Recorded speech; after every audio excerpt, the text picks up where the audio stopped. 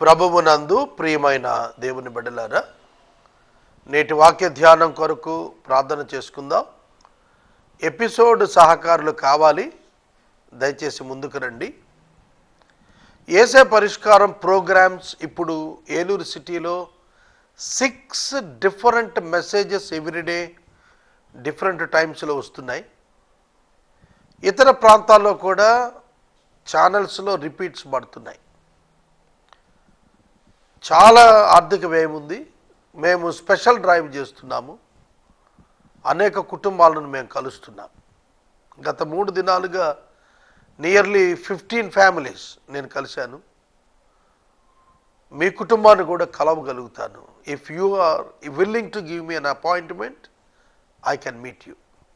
మీరు నాకు అపాయింట్మెంట్ ఇవ్వగలిగితే నేను మిమ్మల్ని కలుస్తాను కూడా రిగార్డింగ్ ద మినిస్ట్రీ. సో మీరు ప్రార్థన చేయాలి అని నేను కోరుతున్నాను. నేను ప్రార్థన చేస్తున్నాను, ప్రభువు నడిపిస్తున్నారు. ఈ దినం ఎపిసోడ్ సహకారి లేరు. ఈ మాసాంతం వరకు కావాలి. ప్రతిరోజు కూడా మీ ప్రార్థనల్లో జ్ఞాపకం చేసుకోండి. చాలా తీవ్రమైన ఆర్థిక అవసరతలు ఉన్నాయి. I praise God for those financial crisis difficulties. మీరు కూడా స్తుతించండి, ప్రార్థించండి. ప్రార్థన చేద్దాం. తలవంచండి. మమ్మల్ని మిక్కిలిగా ప్రేమిస్తున్న మా తండ్రి, మీకు వందనాలు, స్తోత్రాలు. నేటి వాక్య ధ్యానము ద్వారా మాతో మాట్లాడమని, మా పరిస్థితులకు చాలిన దేవుడుగా నీవు ఉండమని యేసు నామమున అడుగుతున్నాం తండ్రి, ఆమేన్. ప్రియమైన దేవుని పిల్లలారా, మనము మార్చి మాసంలో లూకాసు వార్త ప్రారంభించాం 3వ తారీఖున. ఇప్పటికీ 150 ఎపిసోడ్స్ లూకాసు వార్త మీద ధ్యానం చేశాం. చాలా అద్భుతం. ఇంత చిన్న గ్రంథం అంత ఎక్కువ దినాలు 5 months కంప్లీట్ అవుతున్నాయి. ఇంకా చెప్పాలనుంది, చాలా చెప్పాలనుంది, కానీ టైం కూడా చాలా ఇంపార్టెంట్. ఇప్పటికే యేసే పరిష్కారం ప్రారంభించి 7th ఇయర్ ఇది. ఇంకో 3 ఏళ్ళు పడుతుంది. ఒక సైకిల్ 10 years పడితే మరొక సైకిల్ ఇంకెంతకాలం పడుతుంది? ప్రభుచితం అయితే ఒక నేషనల్ ఛానల్లో, నేషనల్ వైడ్ ఛానల్లో ఎవ్రీడే జెనసిస్ టు రెవల్యూషన్ మళ్ళీ స్టార్ట్ చేయాలని ఆలోచన ఉంది నాకు. మీరందరూ ప్రార్థన చేయాలి. విస్తృత వాక్య ధ్యానాలు ప్రజల్లోకి వెళ్ళి ప్రజలను రక్షించి ప్రభు దగ్గరకు తీసుకురావాలి. ఇది మా టార్గెట్. మీరు జ్ఞాపకం చేసుకోండి. లూకాసు వార్త 24వ అధ్యాయం 13వ వచనంలో ఉన్నాం. మనం ఈ 13వ వచనం నుండి 53వ వచనం వరకు ఉన్న 40 వచనాలు ఇంకా మనం ధ్యానించాల్సింది ఉంది. వీటిలో ఎమ్మాయు గ్రామమునకు వెళుతున్నటువంటి క్లెయోపా మరియు అతని యొక్క సహచరుడు, వారికి ప్రభువు బయలుపడి వారితో మాట్లాడిన వివరాలు ఇందులో కనబడుతున్నాయి. ఈ విశేషాలు నేను చెబుతాను. I may not complete in a day. ఒక రోజులో ఇవి కంప్లీట్ కాకపోవచ్చు. అయినా ప్రాముఖ్యమైన విషయాలు ఇందులో ఉన్నాయి. మీరు తప్పక తెలుసుకోవాల్సినటువంటి విషయాలు ఇందులో ఉన్నాయి. చెబుతున్నాను, జాగ్రత్తగా వినండి. ఇదిగో ఆ దినమందే వారిలో 2 తెల్లవారుజామున ప్రభువు మృతులలో నుండి లేచారు. ఆ దినమందే సాయంకాలమున 2 యెరూషలేమునకు ఆమడ దూరమున ఉన్న ఎమ్మాయు అను ఒక గ్రామానికి వెళుతూ ఉన్నారు. జరిగిన సంగతులన్నింటిని గురించి ఒకరితో ఒకరు సంభాషించుకొనుచుండిరి. వారు సంభాషించుచు ఆలోచించుకొనుచుండగా యేసు తానే దగ్గరికి వచ్చి వారితో కూడా నడిచేను. ఈ 2 వచనాలు నేను చెబుతాను, జాగ్రత్తగా వినండి. ఆ దినమందే అంటే Sunday, resurrection, the day of the resurrection. ఆ పునరుద్ధాన దినమునే సాయంకాలాన్ని యెరూషలేమునకు సమీప గ్రామమైన ఎమ్మాయు అనే గ్రామానికి వెళుతున్నారు. ఏలూరుకు తంగళిమూడులా, ఏలూరుకు సత్రంపాడులాగా, ఏలూరుకు మాదేపల్లిలాగా, వెరీ నియర్ విలేజెస్. వేలూరుకు శనివారపేటలాగా శనివారపేట వెరీ నియర్, రోజు అక్కడి నుంచి ఇక్కడ నడిచి వస్తుంటారు వెళ్తుంటారు. మోటార్ సైకిల్ మీద అయితే 1 minute డ్రైవ్, ఏలూరు సిటీకి దాన్ని 1 minute, అంతకంటే ఎక్కువ పట్టదు. కనుక అలాంటి సమీప గ్రామానికి నడిచి వెళ్ళిపోతున్నారు. ఆ రోజు ఆదివారం సాయంకాలం పూట వెళుతున్నారు. వారిలో ఒకరి పేరు క్లెయోపా. వాళ్ళు వెళుతూ ఉండగా వాళ్ళు మాట్లాడుకుంటున్నారు, వాళ్ళు నడుస్తున్నారు. మిమ్మల్ని నన్ను వాళ్ళు ఏం చేస్తున్నారు అంటే ఏం జవాబు చెబుతామంటే మనం, వాళ్ళు నడుస్తున్నారు ఎమ్మాయి వైపు, వాళ్ళు మాట్లాడుకుంటున్నారు జరిగిన సంగతులు అని చెబుతాం. కానీ అక్కడ ఇంకో మాట రాసి ఉంది. అదేమిటంటే వారు నడుచుకుంటూ వెళుతూ సంభాషించుకుంటూ ఆలోచన చేయుచు ఉండగా అని రాశాడు. ఏం చేయొచ్చు? ఆలోచన చేయుచు ఉండగా. మీరు చెప్పండి, ఆలోచనలు ఎవరికి తెలుస్తాయి? ఆలోచిస్తున్నాడు అనేది ఎవరికి తెలుస్తుంది? ఏం ఆలోచిస్తున్నాడు ఎవరికి తెలుస్తుంది? పరిశుద్ధాత్మనికి తెలుస్తుంది. పరిశుద్ధాత్మ దేవుడు గ్రంథ రచయిత. వారు మాట్లాడుకుంటాం మాత్రమే కాదు, లోపల ఆలోచన చేసుకుంటున్నారు. Holy Spirit is the writer of the Holy Bible. అది బయలుపరిచాడు దేవుడు. వాళ్ళు ఆలోచన చేస్తున్నారు. వాళ్ళ ఆలోచనలన్నీ కూడా శిలువ మీదే, యేసు మీదే. వాళ్ళని చూచాడు యేసు ప్రభు. వెంటనే వారి దగ్గరికి వచ్చాడు, వారితో కలిసి నడుస్తున్నాడు. ఆయన పునరుద్ధారుడైన తర్వాత ప్రత్యక్షతల్లో ఇది చాలా ప్రాముఖ్యమైన ప్రత్యక్షత. 11 మార్లు కనపడ్డాడు కదా, ఇందులో అది ప్రాముఖ్యమైనటువంటి ప్రత్యక్షత. ఎమాయి గ్రామానికి వెళుతుంటే Jesus vent along with them, వాళ్ళతో కలిసి వెళ్ళాడు. ఆ గ్రామాన్ని నడుస్తున్నాడు. అది పొద్దుగుంకిపోయిన వేళ, చీకట పడిపోతుంది. యేసు వారితో నడుస్తున్నాడు, కానీ యేసును వారు గుర్తుపట్టలేదు. అయితే వారు ఆయనను గుర్తుపట్టలేకుండా వారి కన్నులు మూయబడెను. బాహ్య కన్నులు తెరవబడే ఉన్నాయి, మరి ఏ కన్నులు మూయబడ్డాయి? మనోనేత్రాలు మూయబడ్డాయి, అంతరంగం మూయబడింది. They were not able to see him even though they were watching him. ఆయనను చూస్తున్నారు, కానీ ఆయన గుర్తుపట్టలేకుండా ఉన్నారు. మార్కు సువార్త ఈ యొక్క అధ్యాయాన్ని, ఈ యొక్క ఇన్సిడెంట్ను చివరి అధ్యాయం 16వ అధ్యాయంలో మార్కు సువార్తికుడు దీని గురించి రాస్తూ చెప్పిన మాట అద్భుతమైన మాట. ఏమని రాశాడంటే, ఆయన మారు రూపము గలవాడై వారికి ప్రత్యక్షమయ్యారు అని రాశాడు. మార్కు సువార్త 16వ అధ్యాయం 12వ వచనం. తరువాత వారిలో ఇద్దరు పల్లెటూరికి నడిచిపోవచ్చుండగా ఆయన మారు రూపము గలవాడై వారికి ప్రత్యక్షమాయను. వారు వెళ్ళి తక్కిన వారికి సంగతి తెలియజేశారు అన్నాడు. సింపుల్గా ఒక్కటే మాటలో రాశాడు మార్క్. వివరణాత్మకంగా లోకా రాశాడు, కానీ మార్క్ రాసిన ఒక పదం ఉందే, మారు రూపము గలవాడై ప్రత్యక్షమయ్యాడు. They were not able to recognize the face of Jesus. యేసు యొక్క ముఖాన్ని వాళ్ళు గుర్తుపట్టలేకుండా వారి యొక్క మనస్సు, వారి కన్నులు మూయబడ్డాయి. ఆయన, మీరు నడుచుచు ఒకరితో ఒకరు చెప్పుకుంటున్న ఈ మాటలు ఏంటండి అని అడిగాడు. దానికి వారు దుఃఖముఖలై నిలిచి, వారిలో క్లొయిపా అనేవాడు యెరూషలేములో బస చేయుచూ ఉండి, ఈ దినములలో అక్కడ జరిగిన సంగతులు నీ ఒక్కడవే ఎరుగవా అని ప్రశ్న వేస్తున్నాడు. యెరూషలేములో నివాసం ఉంటున్నావు. చూడండి ఏం మాట్లాడుతున్నాడు అంటే, దాని అర్థం ఏంటంటే, యెరూషలేము నివాసి అంటే యూదుడు. యూదుడు వేసుకునే వస్త్రధారణలో ఖచ్చితంగా యేసు ఉండాలి. లేకపోతే నువ్వు యెరూషలేములో నివాసం ఉంటున్నావు అని ఎలాగ చెప్పగలరాడు? కనుక యెరూషలేములో నివాసం ఉండి నీవు యెరూషలేములో ఇటీవల జరిగిన సంగతులు ఎరుగవా, మమ్మల్ని ఆశ్చర్యంగా అడుగుతున్నావేంటి అని ప్రశ్నించారు. వాళ్ళకి ఇంకా అర్థం కాల ఆయన యేసు అని. ఆయనకి సంభవించినవి వీళ్ళేం అర్థం చేసుకున్నారు, ప్రజలేమనుకుంటున్నారు, అది ఆయన అడుగుతున్నాడు. ఏం మాట్లాడుకుంటున్నారు మీరు తెలియనట్టుగా అడిగాడు. దానికి వాళ్ళు ప్రశ్నతో జవాబు చెప్పారు. ఆయన అంటున్నాడు, అవి ఏమిటి అని వారిని అడిగాడు. ఏం విశేషాలు ఏమిటి అని అడిగాడు.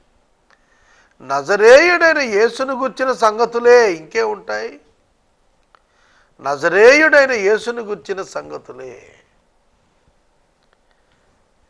ఆయన దేవుని ఎదుటను ప్రజలందరి ఎదుటను క్రియలోను వాక్యములోను శక్తిగల ప్రవక్తయై ఉండెను. ఏం మాట్లాడుతున్నారండి వాళ్ళు?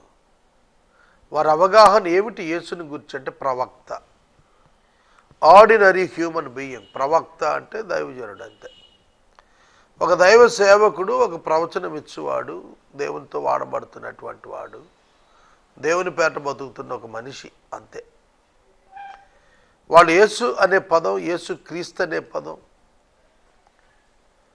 వారు దేవుని కుమారుడు అనే పదం, దైవమే అనేటువంటి పదం వాళ్ళ ఎక్కడా కూడా. నజరేయుడైనటువంటి యేసును గుర్చిన సంగతులే, మానవత్వాన్ని గురించి మాట్లాడుతున్నారు. యేసు యొక్క దైవత్వాన్ని వాళ్ళు ఎక్కడా కూడా గుర్తించి మాట్లాడటం లేదు. ఆయన ఒక ప్రవక్తగానే received the message from God. ప్రవక్త దేవుని నుండి ఒక మెసేజ్ పొందుకుంటాడు, దాని గురించే మాట్లాడుతున్నారు. అందుకే ఆయన ప్రవక్త అని చెప్పి వాళ్ళు అనుకుంటున్నారు.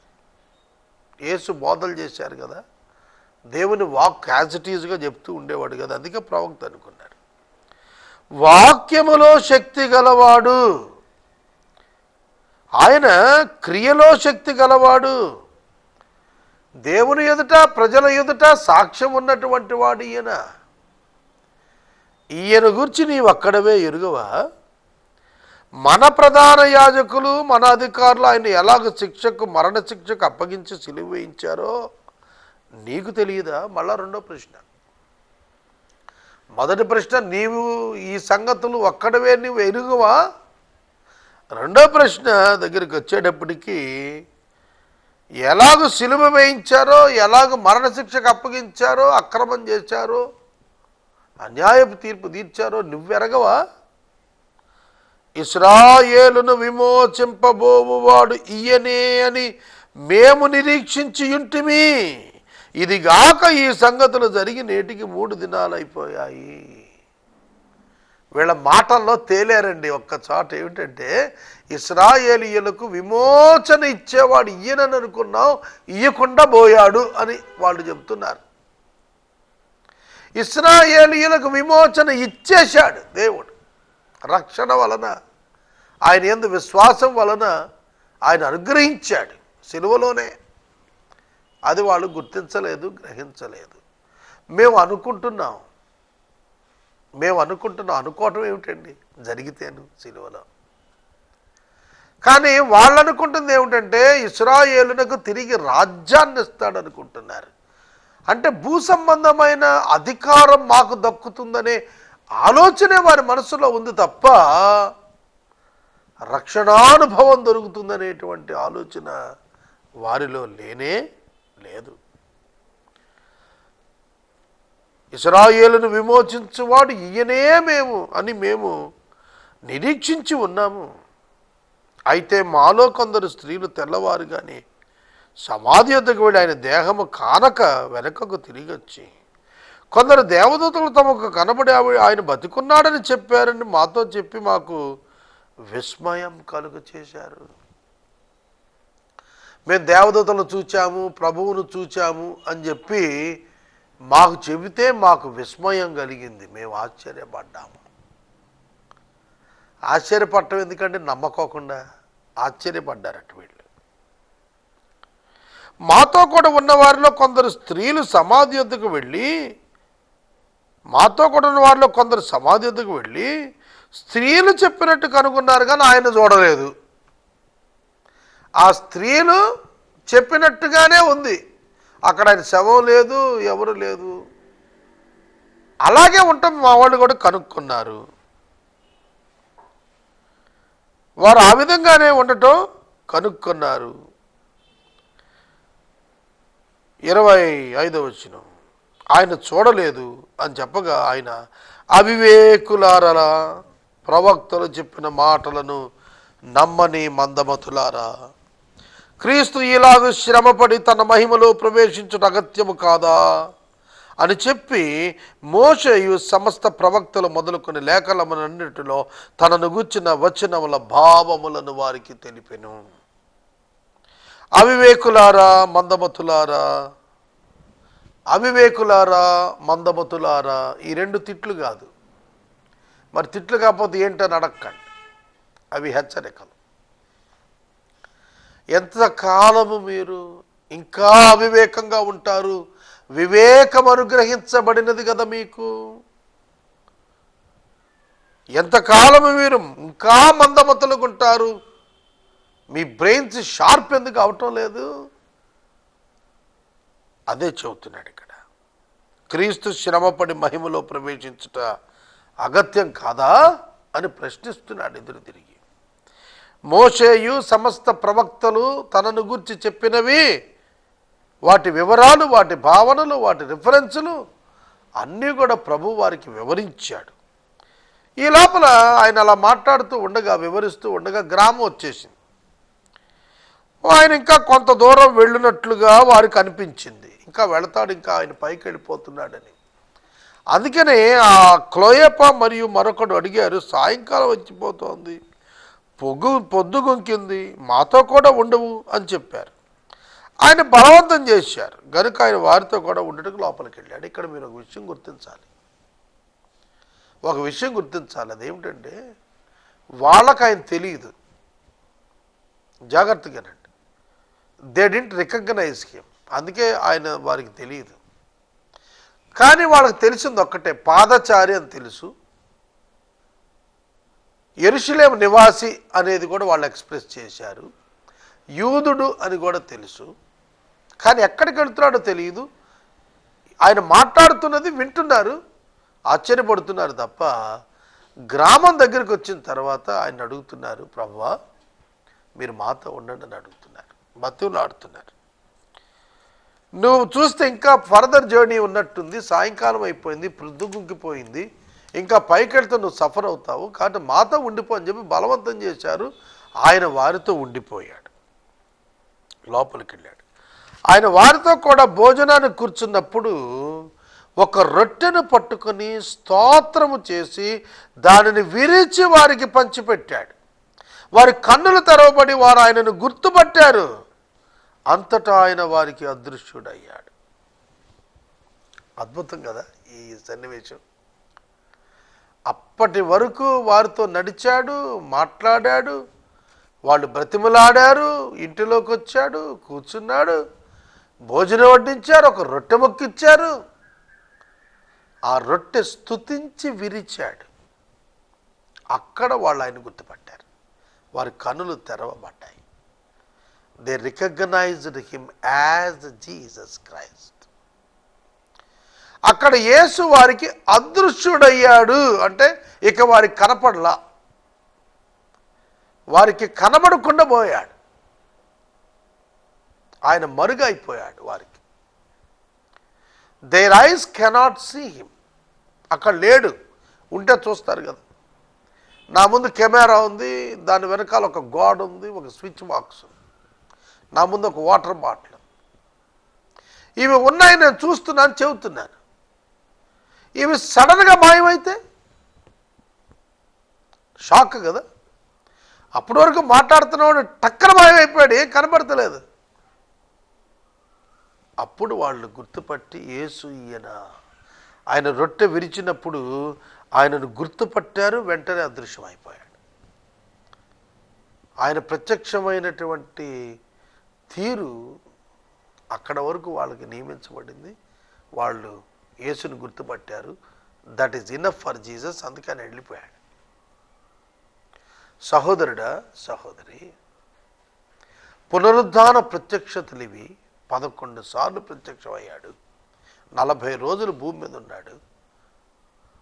మృతులలో నుండి లేచిన 40 రోజులు కూడా 11 సార్లు ప్రత్యక్షమయ్యాడు. శిష్యుల యొక్క విశ్వాసాన్ని తిరిగి బలపరిచి మేడగదిలో 10 దినాలు ఎదురు చూచి పరిశుద్ధాత్మ చేత నింపబడిన తర్వాత బయటికి సువార్తకి వెళ్ళమన్నాడు. పెంతెకోస్తు పండుగ నాడు 3,000 మంది రక్షణలోకి వచ్చేశారు. ఈ వచనాలను చూస్తున్నప్పుడు వారి కన్నులు తెరవబడ్డాయి. వారు యేసును చూచారు. యేసు అదృశ్యుడయ్యాడు. యేసు మిస్టికల్ బాడీ కలిగి ఉన్నాడు. మారు రూపం, మిస్టికల్ బాడీ. అది దాని లక్షణం. కనబడాలనుకుంటే కనబడుతాడు, లేదనుకుంటే కనబడకుండా పోతాడు. అలాగే గోడ అడ్డుండి తలుపులు వేసుంటే లోపలికి వచ్చేస్తాడు, మళ్ళీ బయటికి వెళ్ళిపోతాడు. మనమైతే లోపలికి వెళ్ళలేవు, తలుపు వేసి ఉంటే బయట నిలిచిపోతాం. ఆయన మిస్టికల్ బాడీ, ఆయన మారు రూపం, ఆయన మహిమ రూపం కనుక ఆయన మూవ్ అవుతున్నాడు. అది శరీరమే, ఎముకలున్నాయి, మాంసం ఉంది, but filled with the glory, మహిమ దేహం అది. కాబట్టి ఆయన ముందుకు వెళ్తున్నాడు. ఆ తలుపులు వేసుండగా లోపలికి వస్తున్నాడు, తర్వాత మాయమవుతున్నాడు. అదే వారికి భయాన్ని ఇచ్చింది, ఆశ్చర్యం ఇచ్చింది. అప్పుడు వాళ్ళిద్దరు అనుకున్నారు, ఆయన త్రోవలో మనతో మాట్లాడుచు లేఖనాలను మనకు బోధిస్తున్నాడు కదా, అప్పుడు మన హృదయం మనలో మండుచూ ఉండలేదా అని ఒకరితో ఒకడు చెప్పుకున్నారు. ఒకరితో ఒకడు చెప్పుకున్న మాట చాలా ముఖ్యం. ఏంటంటే మన హృదయం మండుచూ ఉండలేదా? మన హృదయాలు మండుతున్నాయా? నా ప్రశ్న. ఆ రోజున వాళ్ళిద్దరూ ఒకరినొకరు సంధించుకున్నారు. ఇప్పుడు నేను అడుగుతున్నాను, మీరు నన్ను అడగాలి, మీ హృదయం మండుతోందా? ఆత్మల పట్ల భారముతో మీ హృదయం మండుతోందా? దేవుని స్తుతించటం కొరకు మీ హృదయం మండుతోందా?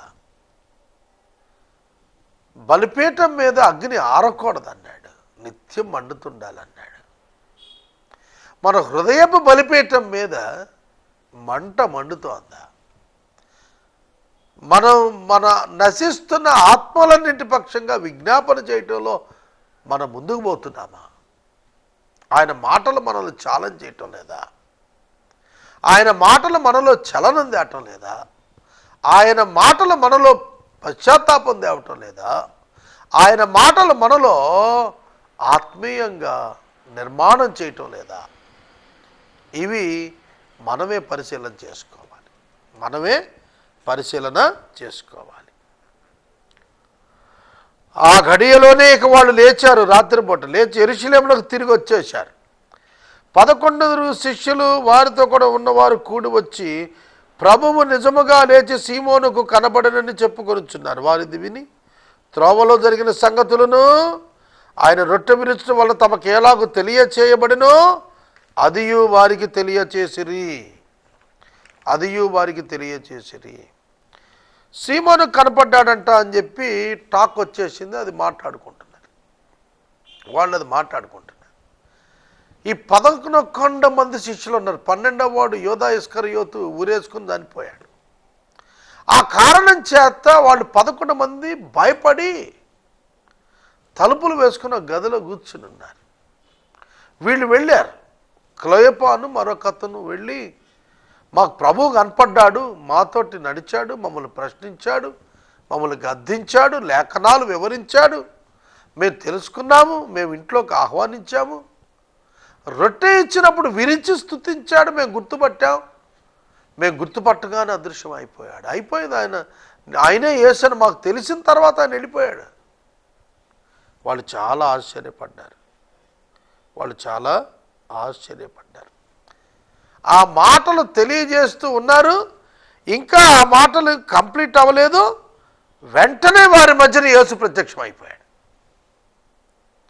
వారు భయపడిపోయారు. వెంటనే వారు దిగులు పడిపోయి భయక్రాంతులైపోయి భూతం అని తలంచారు.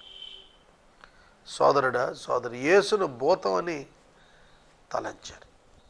యేసుతో 3.5 ఏళ్ళు తిరిగిన తర్వాత, యేసు మృతులలో నుండి తాను లేస్తానని చెప్పిన తర్వాత ఆయన భూతం అనుకొని భయపడ్డారు. అది ఆనాటి దుస్థితి, శిష్యుల యొక్క హృదయ స్థితి. ఇవాళ మనం అంతకంటే దారుణంగా ఉన్నాము. నాకు వాట్సాప్లో ఒక మెసేజ్ వచ్చింది, ఇవాళ నేను అది చదివాను. ఒక బ్రాందీ షాప్ పక్కన చర్చ్ ఉందట. ఆ చర్చ్ వాళ్ళు ప్రార్థన చేస్తున్నారు, ప్రభు ఈ బ్రాందీ షాప్ తొలగించని. ఈ లోపల ఒక పిడుగు వచ్చి పడి ఆ బ్రాందీ షాప్ అంతా బద్దలైపోయింది. వాడు కోర్టుకు పోయాడు.